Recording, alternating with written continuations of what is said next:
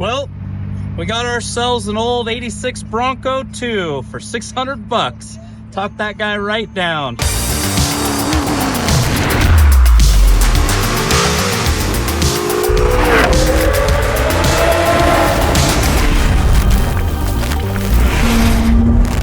Hey guys, Trevin here, Gear Shift Garage, and today I'm standing in front of a 1985 Ford Bronco 2. Arguably the worst Bronco ever made. This thing, it's got a lot of hate, but we picked it up for $500, and we're going to see if we can restore this thing into something that someone wants to drive again. So here I am perusing Facebook Marketplace like I always do, and found a 1986 Bronco 2, and I'm going to see if I can pick this thing up for 500 bucks. Here's the Bronco in question. He's asking $1,000 for it.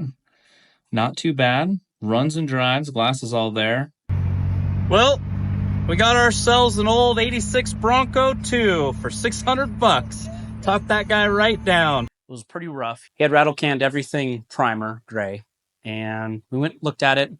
Needed some work, obviously. Barely ran, barely drove. I drove it to the shop, which I think it died on me in traffic about 4 times. Every time I pulled up to a stoplight, it would die. I've been piddling on it, and we're going to get this thing in not show car quality, but we're going to get this thing looking. First things first is I went through and got it running. So full tune up on the engine, figured out why it wasn't idling properly. It was the idle air control valve. All right, guys. Well, the idle air control valve seemed to do the trick. It's idling great. A little high, but I think that's just because it's cold. And then we put a reman starter in, and sure enough, the bolt holes were a little bit tighter and fired right up. This thing's running great. Changed the oil, all the fluids, and we put a set of shocks on it so it actually sit right. Went through, we Raptor lined the interior.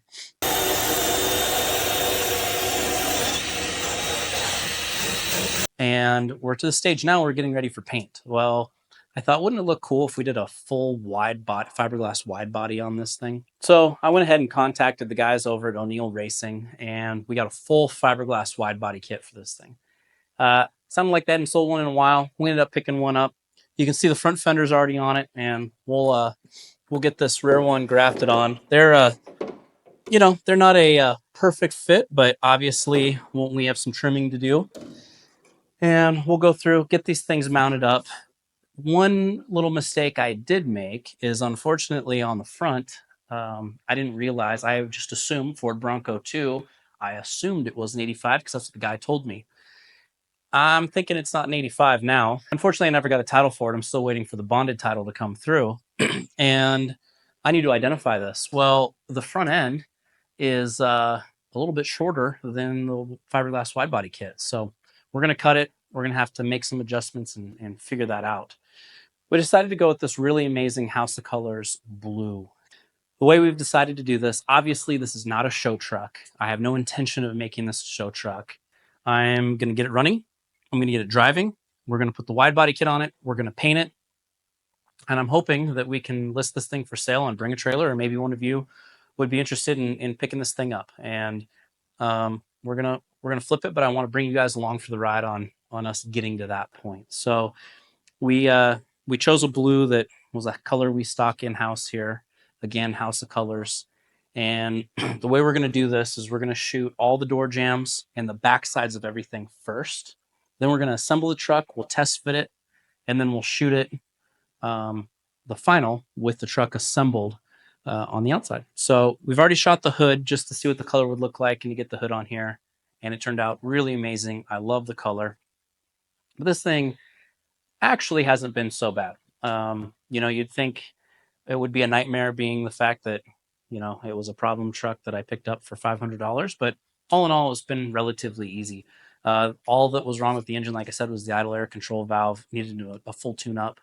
And then all the interior was there. We are missing the headliner, but I think I'll leave it off. I bought some seat covers. I bought a dash cover. Raptor lined the floorboards. It's got a roll bar installed on the inside already. So, like I say, we're just going to get this thing up and running. I'll throw some wheels and tires on it. Well, stay tuned, guys. This is part 1 of the Bronco build. We're going to get this thing painted and outfitted, and We'll throw all new glass in and get all the interior in, and I'll take you guys along for the ride. So I hope you enjoyed it. Follow, like, subscribe, and I'll see you next time.